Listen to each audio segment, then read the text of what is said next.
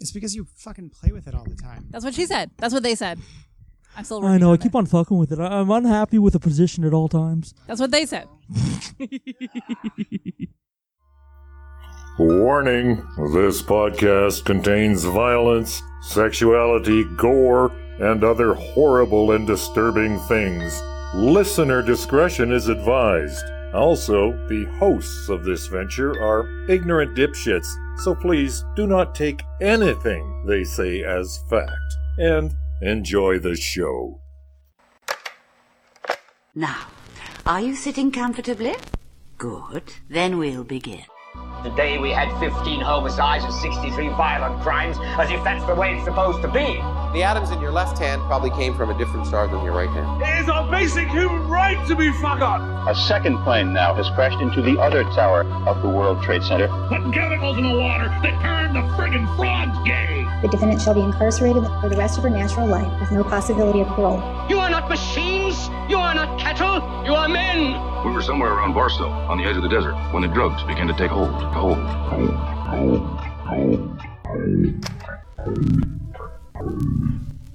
Occultae Veritatis. Hey, welcome to our 100 episode special. Now we're sitting at about 112-ish episodes. I need to actually count. We're sitting at about that many because of our two-parters, but we like to count things the number of cases we covered, the number of stories we told. I think that's the more important number, regardless of how long it takes us to cover it. By the way, we have an episode coming up that might be like a legitimate, 3, 4, 5-parter. It's a deep dive on a local case in our community. But for now, here is our 100 case special. Welcome to the tour of the 1600s, where every year we take a shot. Enjoy the drunken debauchery. And thank you for tuning in for 100 episodes of our stupid bullshit. And we love you for it. Listen to your heart when he's calling for you. Are you satisfied? Listen to your heart. I'm not done yet. You're not done, okay. Nothing else you can do. I don't know where you're going, and I don't know why. Listen to your heart before he says goodbye. Boots and cats, boots and cats, boots and cats. What is that? No. That's a different song. Okay. So shall we begin then? I suppose. Okay. Hello, occultists. I am Richard Bigly, and in studio with me for our 100 episode, we have Sedgebury! Ooh, Gallifrey. And our super special 100 episode guest, we have... Hello, occultists, and welcome back to Occultae Veritatis podcast. My name is Leon Filger. Yay! Hello! Back for episode 100. Yeah, and we missed you dearly. We did. So much snuggles. I'm just going to be constantly snuggling Leon Filger. Oh, Sorry about it.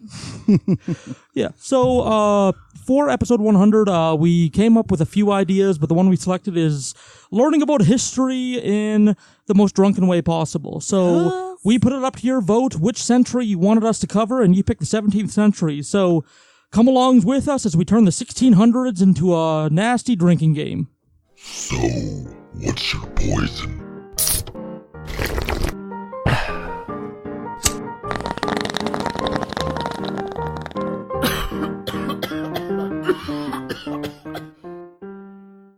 All right. So I'm drunk already. I came pre-drunk. I almost puked in the car. Hey, how about Leon Filger's back? How exciting. Guess who's back again. Leon's back. Tell a friend. Guess who's back? Leon's back. Leon's back! Oh, yeah. Leon's back. I'm the one you all should know. Cheap-ass poverty college beer. This beer's disgusting. Carling Black Ice, 6.1% alcohol. It's a strong beer on it. Or Beer Forte, if you're like French, I guess. Forte. It's Beer Fort. Beer Fort. You don't pronounce it. I want to go and live in a beer fort. Is that okay? Beer Fort. Beer Fort. Beer Fort. Yeah. Bear Oh, Bear Fort. Oh, yeah, it's fort, Yeah, right? so when you open it, it I might used to- sound like this. Oh, okay. So I must have fucked something up because 'Cause none of the cans have exploded except for mine. Just yours. Just the only Ood's can. It's not that bad, guys. I am very glad I'm not drinking this beer. It's very malty. No, it's hardly malty. It's very meh. Like, it's not a good beer, but like, I don't know. It'll do the job. That's what it's for. Carling black ice. I don't know. Yep. So explain the premise behind the beer here, Ood. So we thought, like, we're big history buffs in here, but, history isn't as titillizing to some people. Titillating. What is Titillizing. Isn't as I'm gonna titillating? titilize you on the way home. Oh, jeez. That's assault. Yeah, so it isn't as spicy to some people as it is to others. I love history. Some people find history mighty spicy, but just to spice it up, we're going to make it a drinking game. So every year we travel through the 1600s, we're going to take a shot of beer, and that's going to be our premise. So we're going to be complaining about this black ice throughout the episode. 100 shots of beer. So many shots of beer. Can I rate it? Yeah. Okay, so this is a true story that happened to me yesterday. I got home from work, and usually when I get home from work, I soak my feet in the tub for 15 minutes or so while I check all my Facebooks that I missed throughout the night. Yeah. But I decided that I would fill the tub fuller and just have a bath and bath my lower body. And it was great, and I decided toward the end of it that I should jerk off. Oh, boy. As one does. As one does. Not in the bathtub. In the bathtub. Cummed into the water, and as cum does, it sort of globulates and floats around. Yeah. Of course. I rate this out of getting out of the tub successfully without getting any semen stuck to me. Fuck yeah, you did. Woohoo! Especially since getting out of the tub creates like a vacuum which rushes the semen towards you. Add that to your spreadsheet. Everything just rushes towards you. So that is this beer. Well done. Thank you. It sounds awful because I hate baths. Yeah. Floating cum is my Gigi Allen tribute band. Yes, that definitely sounds like a good Gigi Allen. You gotta throw some blood and shit in there, though. My. I'm gonna do an episode on Gigi Allen. Okay, well, I will rate it like a 5 out of 10. It's fine. 5 out of 10 is a pretty solid rating. It's it's beer. It's not bad. It's just meh. It'll do the job. It's not that bad. I think it'll grow on you after the end of the night. Like after 100 shots, I think we're probably going to be okay with it. Well, I have come pre-drunk. Like, I'm already drunk. I'm not sure if it's something I told myself when I was poor in college or if it was actually true, but having good beer only counts for the first couple. Then you can drink anything that's liquid, Yep. Okay. What did you rate it? You were all upset that you hadn't rated it. I'm going to rate it a 4. Good. It's I'm not so too glad. bad. I'm being attacked from all sides. You are.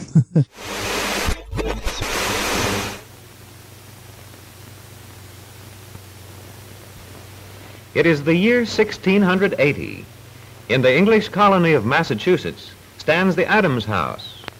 Mother Adams finishes cooking breakfast over blazing logs in the big fireplace, just as Father Adams carrying 2 buckets of water hanging from a wooden yoke on his shoulders. The fireplace is the center of most household activities. Breakfast will be hasty pudding made of cornmeal, served in wooden plates called trenchers.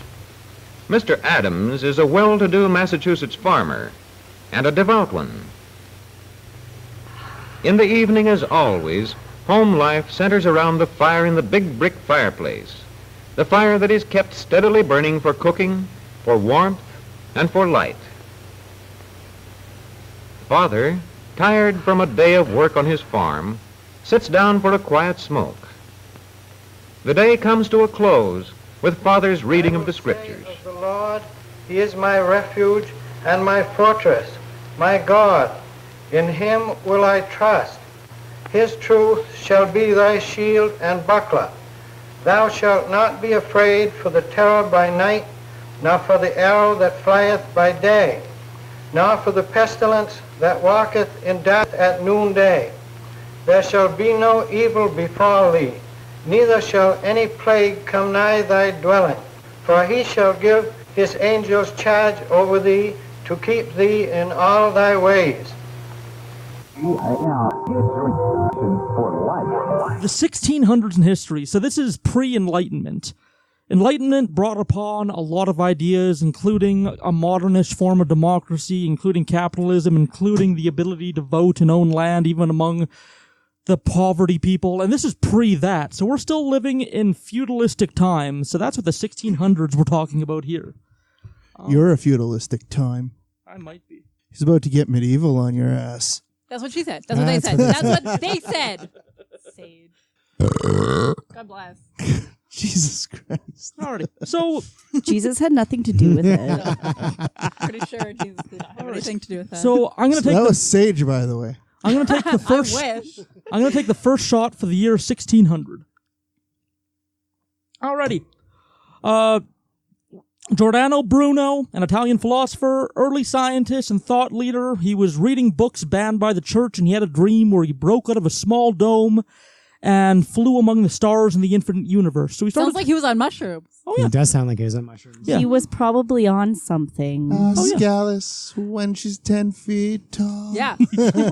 Lucy in the sky with diamonds. But from this dream, he came up with a theory that actually describes the modern universe. He was one of the first people to start describing that the stars weren't little points of light painted on the ceiling of the sky. The sky in the universe was infinite, and you can keep on flying, and it just keeps on going. He had the idea that like space was big. That was his main thought, and he went around passing that from university to university, doing lectures. Okay, Space Was Big is the name of my like indie kind of like whatever group. Yeah. So for coming up with the concept that the universe is big, in the year 1600, after several chances to recant his heresy, he was tied to a stake and burned alive by the church. Outstanding. Or sorry, not burned alive. He was buried alive by the church, which I think might be better, might be worse. I would rather be buried. Suffocation versus burning, but suffocation with like weight on you. I think I'd rather be buried. Actually, I feel like it would be more comforting to be buried because weight is comforting. No, burn. I would rather burn. I would happily burn to death versus drowning. No, I would rather drown. You wouldn't. You drown. You wouldn't drown. Being buried. I don't know. Like as like someone you're suffocating. As someone who has hung himself unsuccessfully. Yeah. I can tell Hanged, you, hanged. who's hanged himself unsuccessfully.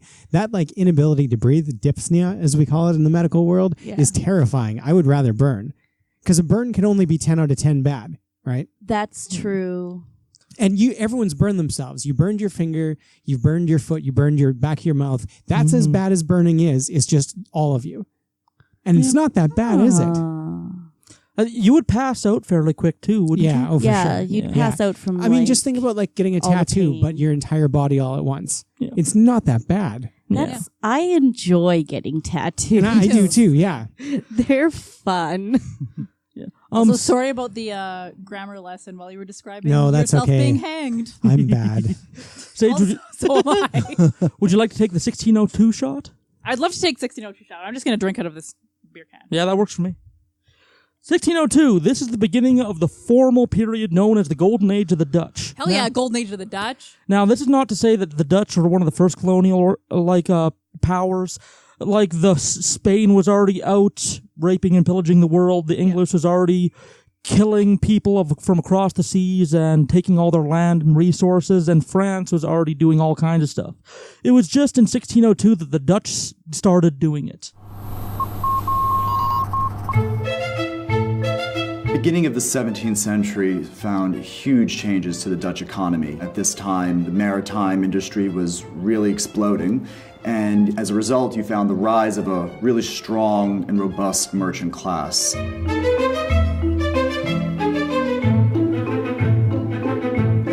The Dutch 17th century was a period of tremendous change in the art world. In the 14th, 15th, and 16th century, for the most part, people were commissioning religious works of art, historical works of art. By the time the 17th century in Holland rolled around, there was a merchant class that were commissioning things that are much more typical for their home, things that they had in their home, a still life of flowers, a scene of figures in a park landscape, portraits of their family, of their children. And so they were interested in the day-to-day. Golden Age of the Dutch is my ska band. Golden Age of the Duck. Oh, yeah.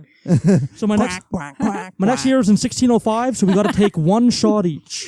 Okay. Oh, no. Everyone's drinking so 1603. much. If you want some, there's a beer can literally right in front of you. 1604. I know, but I was 1605. thinking maybe you'd make an exception. But it's okay. I still love you. It's all good. This was the invention of the first mass-produced public newspaper. There was lots of newspaper that went around to one percenters and basically the higher-ups, members of the church, members of the government. But this is the first publicly owned newspaper being passed around in Italy.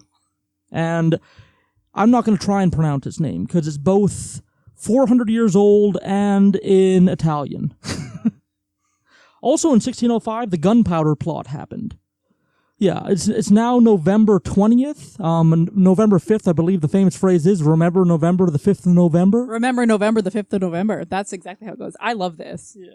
What's the rest of it? Thank you. The night of the gunpowder plot? Yeah. I don't know. Leon might know. I used to know. I could in 2008. I could quote it entirely. Remember the 5th of November, the gunpowder, treason, and plot. I know of no reason why the gunpowder treason should ever be forgot. The story was that the English were persecuting the Roman Catholics at the time. Guy Fawkes is one of these Roman Catholics. He got together a band of his buddies, and he unsuccessfully tried to blow up the House of Lords in London, which was a center of politics in England and London. Yeah, and we're planning to do an episode on that, because it seems like there's some interesting, almost conflicting political stuff happening there. Yeah. We should get Leon as an episode on here because Leon loves the monarchy. He loves the monarchy. I'm a Even monarchist. though he also loves Guy Fawkes. He loves Guy Fawkes, but he also loves the monarchy. I don't love Guy It's so Fawkes. really weird. I you like know? dressing up as Guy Fawkes. And like Guy Fawkes loves the Catholic Church, and by proxy, I think Leon does too. I do not. Okay, also, it's apparently me, your sister, and Richard Bigly who've been shitting on you on Facebook. We do. We do it with love, though. Oh, yeah. Next is 1608, so we got to take another shot each. Shot. Alrighty. Shot. 1606. 07 and 08. The telescope was invented by Hans Lippershey in Dutch. Lippershey. It's not in Dutch. Steve. Yeah. In the Netherlands. Yeah, so the first telescope. So humans are starting to look to the skies, look beyond, and starting to discover stuff. Next is in 1609. Whoever wants to take a shot can take a shot. I will always take a shot. There we go. This is the beginning of colonialization in Canada. Not the official beginning. There was lots of murder and genocide and basic harming. Yeah, basic terribleness and harming of indigenous people before this, but this is when it became more formal. Samuel de Champlain lands in Quebec. De Champlain. Almost. Lands in Quebec with 50 men and establishes the Did you first... say de Champlain? Yeah, No. de Champlain. No, it's not de Champlain. Well, I know, but I was wondering what he said. I don't know. He lands in Quebec with 50 men and establishes the first French settlement on Turtle Island. Which is... North America. Yeah, which is North America. Yeah. And he formed a quote-unquote alliance with the local Algonquin and indigenous people. Interesting story about the Algonquin. Yes. When Prime Minister Justin Trudeau swore in his cabinet today, it was preceded by an Algonquin dance. Oh, that's good. Representation is always nice. Yes. It's a start to hundreds of years of colonial horror. Now, in 1609, it was sort of at peace. There was still killing, but there wasn't outright war, but tension started rising almost immediately, and we'll tune into that later. Often called the father of New France, Samuel de Champlain was a French explorer and navigator who mapped much of what is now Canada. Samuel de Champlain is known primarily for having founded the city of Quebec, for also exploring and mapping the Great Lakes region.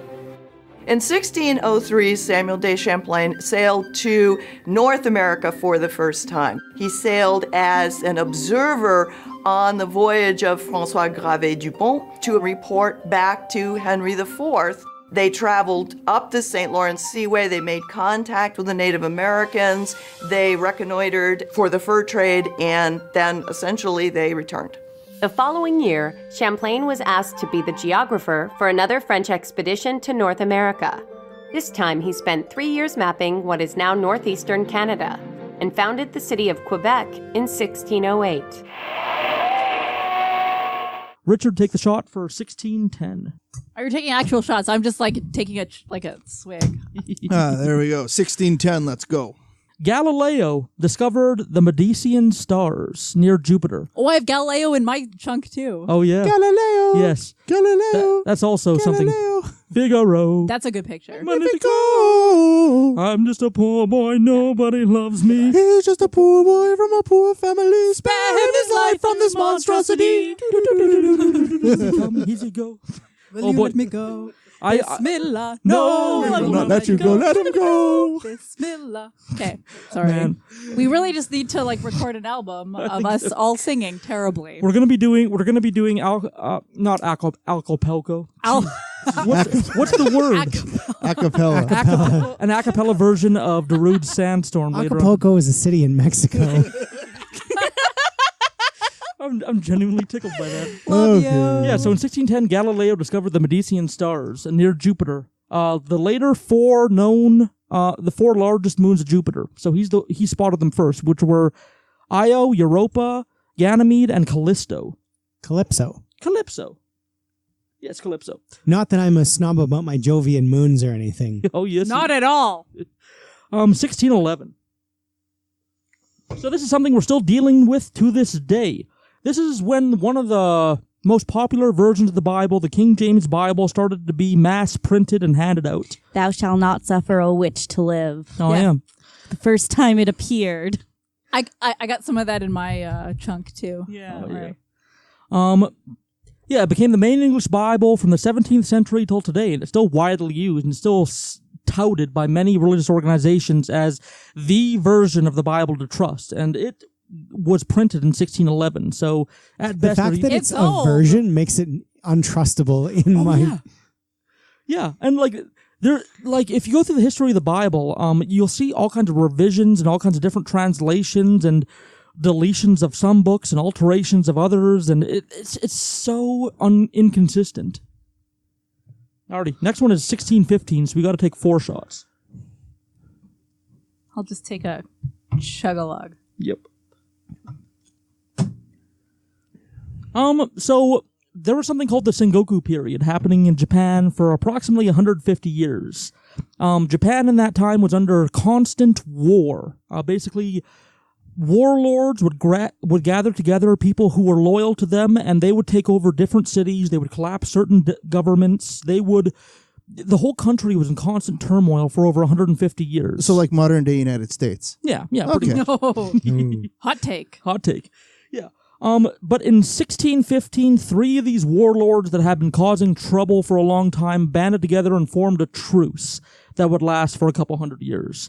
So 1615 is the end of the Sengoku period in Japan. Next one is in 1619. It's another 3 shots. I have weed in my purse. Okay. I have so much edibles at my house. I'm going to bring you, the next time like we podcast together, I'm bringing you 3 different strains. Okay. And we can like together do a side-by-side test. Okay. Ooh, I'm in for that. Yeah. We have to do a cannabis episode. I don't know if I can wait until episode 420. I don't know if I can wait for the meme. Yeah, that's a long time. Okay, I got 420 followers on Twitter. That was pretty exciting. See, I'm waiting for episode 1312 though. Oh boy. Yes.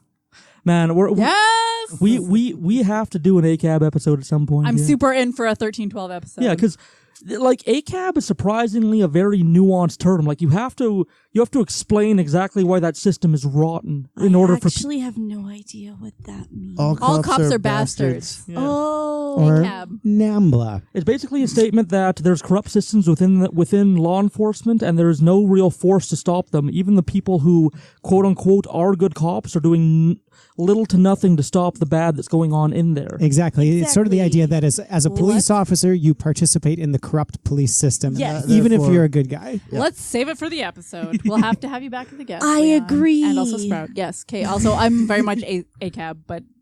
So 1619. So just like the start of colonialism in Canada, this isn't the real start of the slave trade in America. Mm-hmm.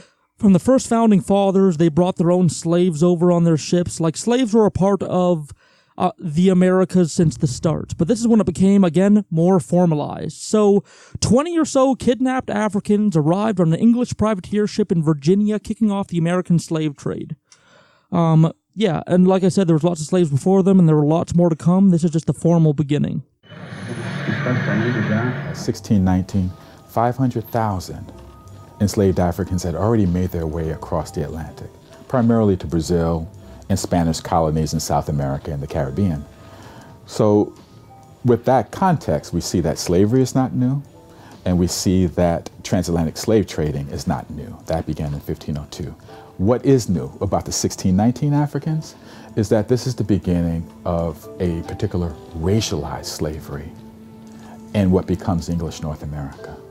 For the 1619 Africans, what happens here is I think there's a realization that, oh, here we have a permanent labor force at our disposal. We don't have to release them after 4 to 7 years like they did the indentured servants. And in a labor-starved colony like Jamestown, I think people like Yardley and Piercy and other landholders see this as an opportunity.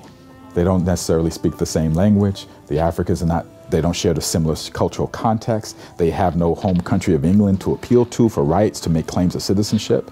And phenotypically, they look differently. They're easily marked out as a distinct labor class. And we see this in the labor categories of the early colony, where they're described as Negroes or servants not Christians, which was another way to describe them, to differentiate them in the records. So we have this combination of class and race coming together to create caste, a dynamic that presumes a permanent inferior group of people. And this is where we get the development of racial slavery. This is why Jamestown is so important for North American history.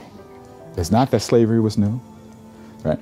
But it's this particular form of racial slavery that develops and what becomes America that creates that racial caste system and ideas, ideologies of white supremacy and black inferiority that continued over these 246 years of slavery and beyond.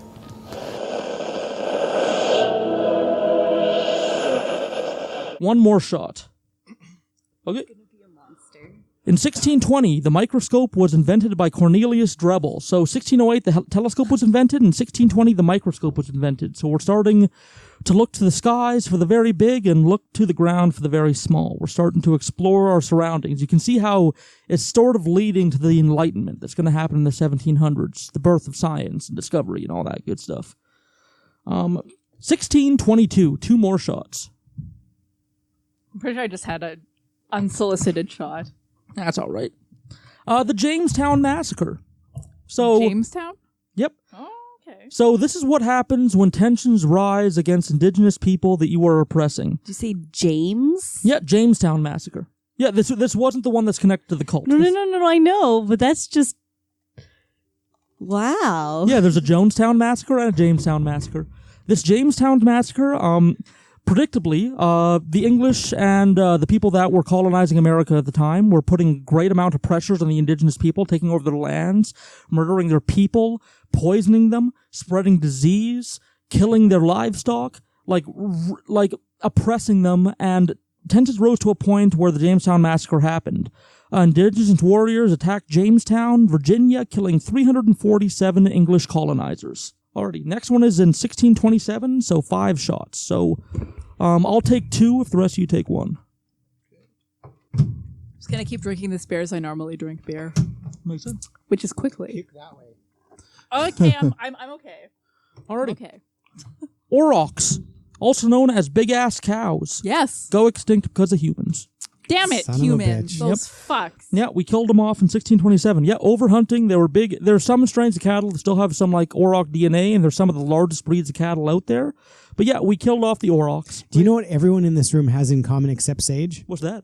We were all at my 34th birthday party. Fuck you, I was at work. I'm so sorry. It's because she couldn't be there. I was there in spirit. It was a good party. I know. I've been there like every other year. You have. Even my partner came. Did he have a good time? Yes. He ate the rest of my lasagna. Oh. There were hugs for everyone. Sage, can you hand me a beer? And baby Filger discovered mirrors.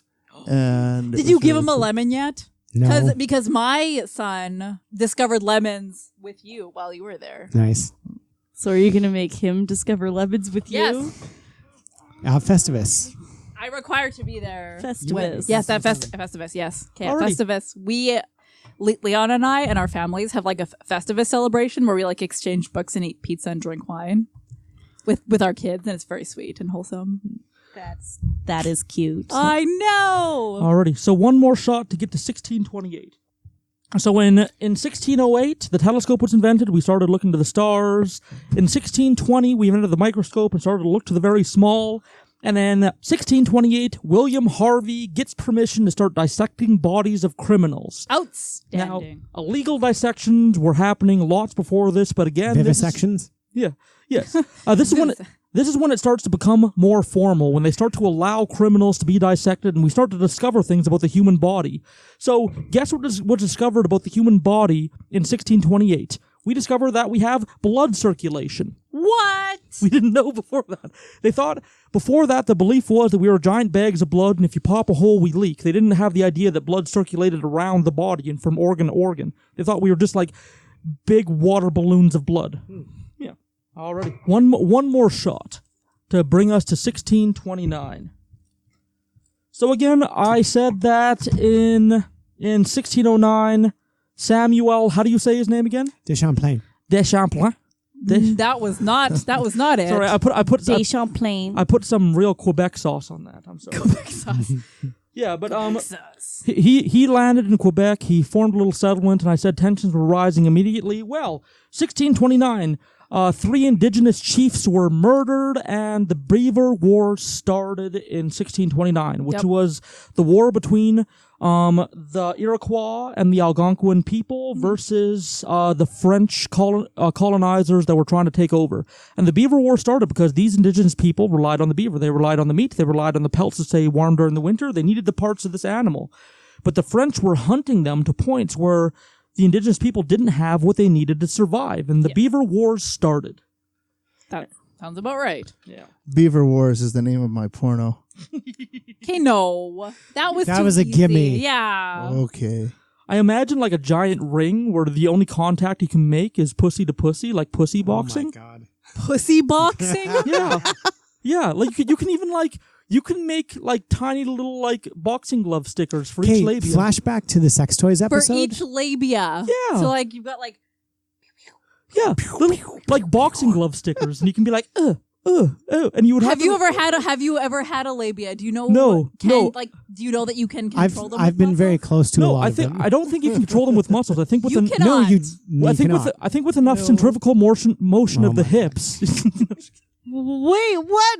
Well, you gotta have some hardcore meat flaps in order to engage in that sort of vaginal conflict. I think so. Isn't that like labia majora? Roast beef sandwich. Okay, no, that's Jesus. gross. No hugs for you. No about the roast beef sandwich. That's gross. Yeah. Everyone's labias are different, and And they're all beautiful. They're all beautiful. They're all beautiful. They're all normal and fine. I love ALAB, painting labias. all labias are beautiful. Anytime I'm that close to a labia that I can experience it, I'm grateful regardless of it. I feel closer to Jesus when I'm quit close it to with a the labia. meat flaps then. That's gross. And I love painting labias. Like not the actual labia, but like with art. Yeah, like yeah. On a You should sign up for the butterflies. genital cosplay contest. You can be a Butterfree. Free. So I took a shot for 1630, and that's the Nuremberg witch trial.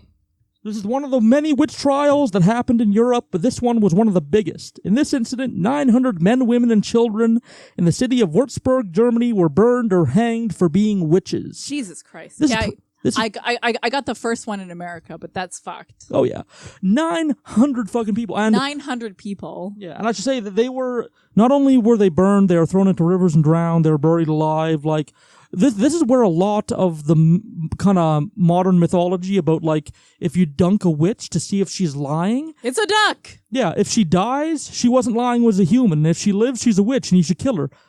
Like, oh boy, you can't win or lose. That logic is impeccable. Okay.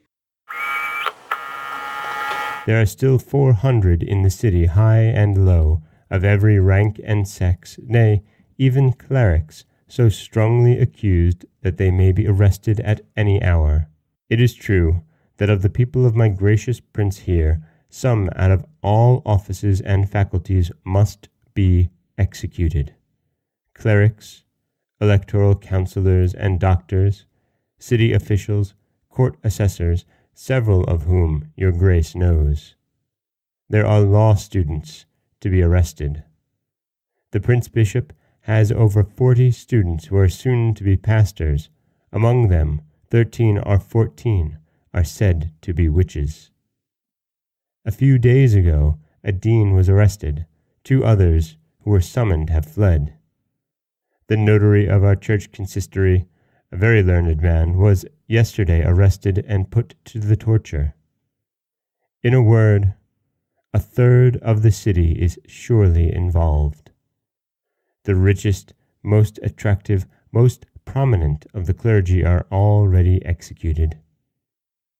A week ago, a maiden of 19 was executed, of whom it is everywhere said that she was the fairest in the whole city, and was held by everybody a girl of singular modesty and purity. She will be followed by 7 or 8 others of the best and most attractive persons, and thus many are put to death for renouncing God and being at the witch dances, against whom nobody has ever spoken a word. To conclude this wretched matter, there are children of 3 and 4 years, to the number of 300, who are said to have had intercourse with the devil. I have seen put to death children of 7, promising students of 10, 12, 14, and 15. Of the nobles, but I cannot and must not write more of this misery. There are persons of yet higher rank whom you know, and would marvel to hear of, nay, would scarcely believe it. Let justice be done. One more shot, and then we'll finish off my chunk. And then it's my chunk. Yeah. So this was one of the eruptions of Mount Vesuvius. Now, One of the eruptions of Mount Vesuvius is the name of your sex tape. Okay, great. I'll rename my penis. Please do. Thank you. So covers y'all in a bunch of ash, hey? Oh yeah, It does. Yes. It's the driest ejaculation on record. Oh no! If you smell my balls, they smell like a coal fire. I'd rather not smell your balls. Like I love you. It's kind of personal, actually. But I'm all right with not having been close enough to smell. I'd smell them to confirm they smell like coal fire. Yeah. Whenever I go into a shop for a new car, they're like, "Do you want a seat warmer?" I'm like, "Nope, I'm good. I'm covered." Jeez Louise. So this wasn't the big eruption. I love butt warmers. Yes, butt warmers are great. They keep my butt warm. They make me feel like I pissed myself. No, it's great. It's great. It's like a good piss yourself, and it goes like up your back. Yeah, it's a good piss That's yourself. what happens when I piss myself, and I don't like it. Okay. And so this wasn't the big eruption of Mount Vesuvius. So the big eruption was in 79 AD. That's the one where everybody got petrified in their homes and houses for... And that guy was jacking off. In Pompeii and Herculaneum. Yeah, and there was a happy dog playing, and there was people fleeing as they got petrified. This wasn't the big one. This was far after that in 1631, but it still killed 6,000 people and leveled 20 towns and villages. Jeez Louise. Oh yeah. It's a big volcano. Okay, we can take 2 shots, and then I can hand it off to Sage. Why the fuck would you want to live near a volcano? Volcanic... coffee farming. Yep. Yes. Yeah, and also, like, I'd love to live in Iceland. Rich, so. fertile soil. Yeah, volcanic soil, because the It's volcano so churns up good. minerals deep in the earth. It's really good for farming. It's really good. And also, like, renewable energy, like, by just Yeah, going- geothermal, like, right? geothermal energy. Like, you never, like, in Iceland, they don't, like... They have zero emissions, everything. Yeah, zero emissions, everything. They just like put like a little Zero emissions, everything is the name of your sex tape, Leon. Actually, it's not because I've eaten your emissions. Mm-hmm. We all have. I have a vasectomy, but emissions still happen. I lost my ball. That's fair. Turns out I don't just shoot steam after my there it vasectomy. is. It's just, Just not seem. It's just not like. no. That would be, I would like that if it just like coughed and gave it a little like puff of smoke. So I'm thinking about getting a second vasectomy. What do you guys think? Yeah. Well, I'm one and done. So we're one and done, so I might as well get snipped again. I think I might get Mr. Sage Murray to get snipped. Surprise, Mr. Sage Murray! I know you're on the Discord now. Snip. It's a really easy and painless procedure. Do you know the toll? That's what I meant. Okay, I love The Office. Okay, Snip. the rest of the century and more drunken debauchery in part 2. Playing us out for Case 100 Part A is our very own Leon Filger and Richard Bigly performing the song A Brief History of Pop.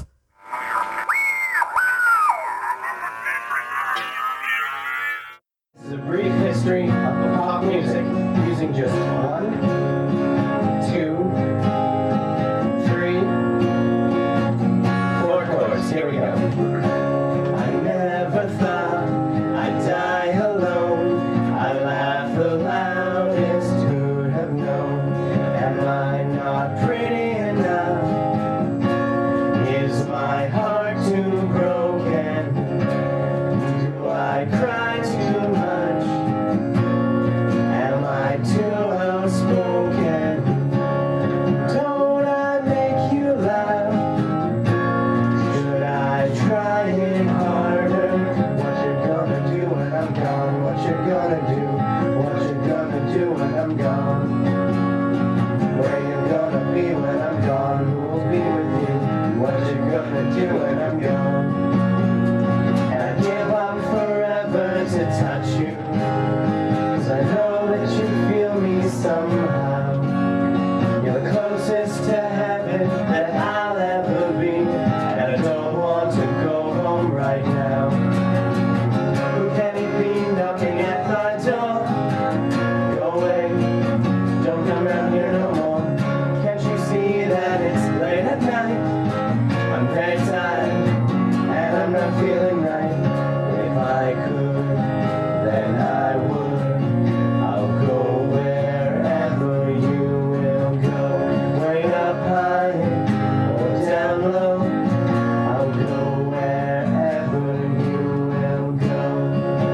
Don't let the day go by glistening. And baby, please go all the way. It feels so right being with you here tonight. Oh, where can my baby be? The Lord took her away from me. She's gone to heaven, so I got to be good, so I can see my baby when I leave this world. And it feels now just like heaven's coming down. I'm all out of faith, this is how I feel. I'm cold and I am shamed, I'm naked on the floor. Illusion never changed into something real. I'm wide awake and I can see the perfect sky is torn. Hold me now, 'cause I'm 6 feet from the edge, and I'm thinking maybe 6 feet ain't so far down. Near, far, wherever you are, I believe that the heart does go on. I can't stand to fly, I'm not that naive. I'm just out to find a better part of me. Birth control, Ho Chi Minh, Richard Nixon back again. Moonshot, Woodstock, Watergate, punk rock, big and Reagan, Palestine, terror on the airline, Ayatollahs in Iraq, Russians in Afghanistan. When I see you smile, I can face the world. Oh, you know I can do anything. When I find myself in times of trouble, Mother Mary comes to me, speaking words of wisdom, let it be.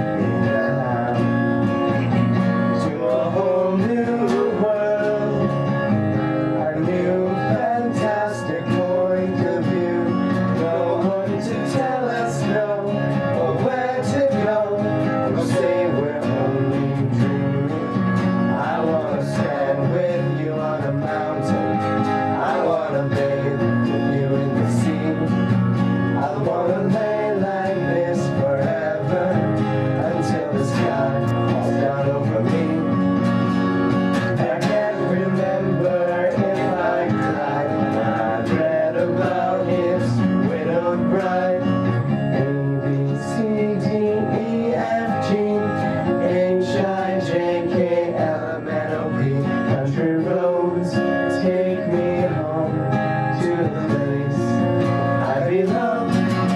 And do you have the time to listen to me whine about loving and everything at once? He was a boy, she was a girl. Can I make it any more obvious? She was a punk, she did ballet. What more can I say? We're not gonna take it. Hell no, we ain't gonna take it. Oh, we're not gonna take it anymore. I saw the sign, and it opened up my eyes. I saw the sign. No one's gonna drag you up to get into the light where you belong. My life is brilliant, my love is pure. I saw an angel, of that I'm sure. She smiled at me on the subway, she was with another man. But I won't lose no sleep on that, cause I've got a plan. Running just as fast as we can, holding on to one another's hand. Trying to get away into the night, and then you put your arms around me and we tumble to the ground, and then you say, I think we're alone now. Alone now. There doesn't seem to be anyone around. I think we're alone now. The beating of our hearts is the only sound.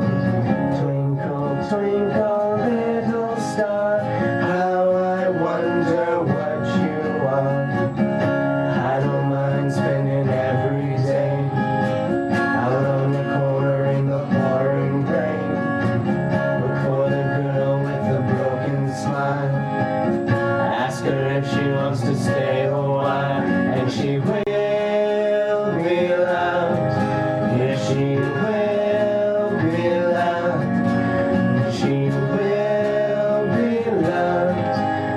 She will be loved. Send her victorious, happy and glorious, long to reign over us. God save the Queen.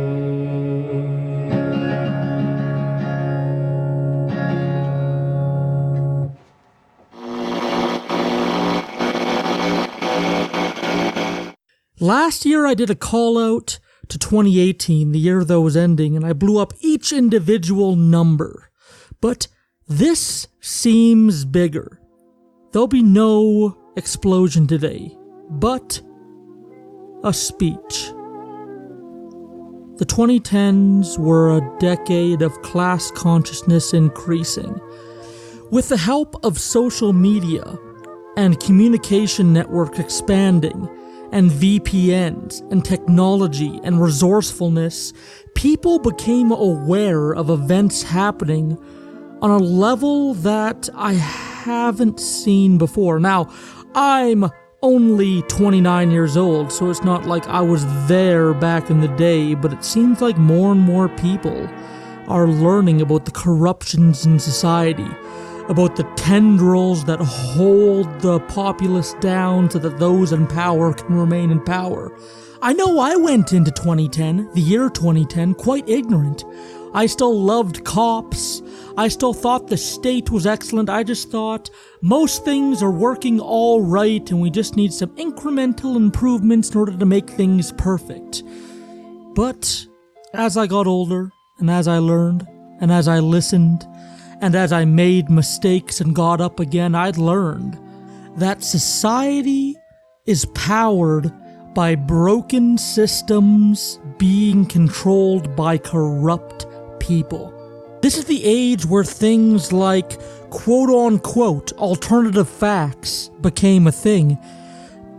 I mean, deepfakes are becoming more and more prominent in politics and in real media. Remember the episode with Richard where he faked his voice? That's becoming an evocative part of our world.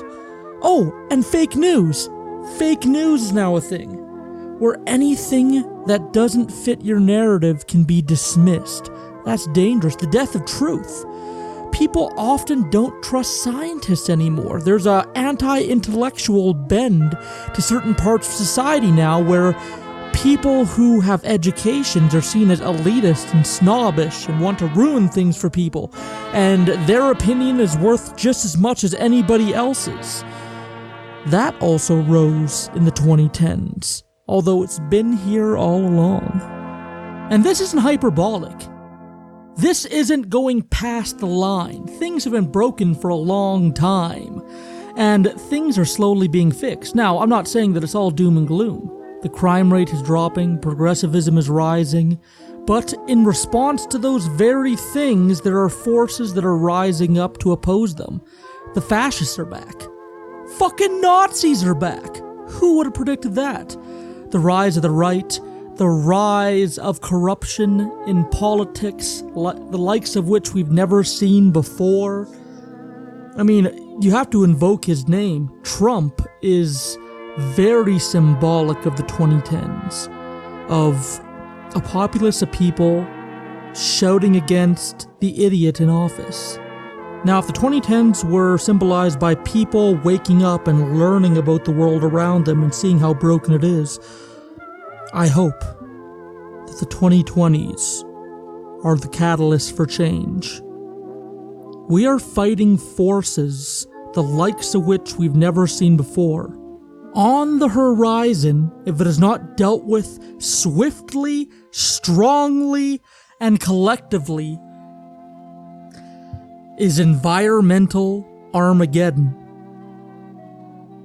This isn't a small problem. Climate change is something that millions, billions of people are going to have to deal with. We're talking displacement and death on a level we haven't seen in the modern age.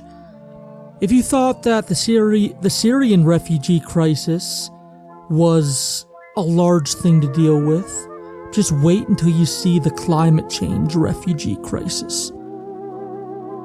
We have to act. We have to grow. We have to learn. We have to keep sharp. We have to make sure they aren't tricking us. We have to make sure that we're on the ball. We have to make sure to keep fighting. We have to claw and scrape to get every bit of power we can in order to stop the coming environmental apocalypse. Maybe we can make this world a little safer to live in for everyone. For everyone. Everyone. Maybe we can eliminate things. Maybe we can move forward. Maybe we can support people. Maybe we can set people up for success. Maybe we can educate people. Maybe we can change the world. If we have enough political will to do so, hopefully we can make things better for our brothers, sisters, and non-binary people that suffer in the margins, discriminated against by powers that are too powerful for any of us as citizens to fight. But the 2020s call for us to fight. Damn it. 2019 was one of the worst years of my life. And I picked myself up, and I dusted myself off, and I started working on me. If I can do it, you can do it. 'Cause I'm garbage just like everybody else, and if garbage like me can make something that means something to people, we can put it into action. We can turn this world around, people. I know this sounds like a lot of blathering, but I really want the 2020s to be a period of change, turmoil, and upheaval, in whatever form that may take. So, 2010s, you can fuck off. 2020s, you are full of possibility, wonder, and happiness, if we work towards that very thing. From Occultae Veritatis, I'm Ood Gallifrey. I love you. You're valuable. You're special. You're worth something, damn it. And in the 2020s, I hope you get everything that you're searching for. Hail fucking Val. See you next decade.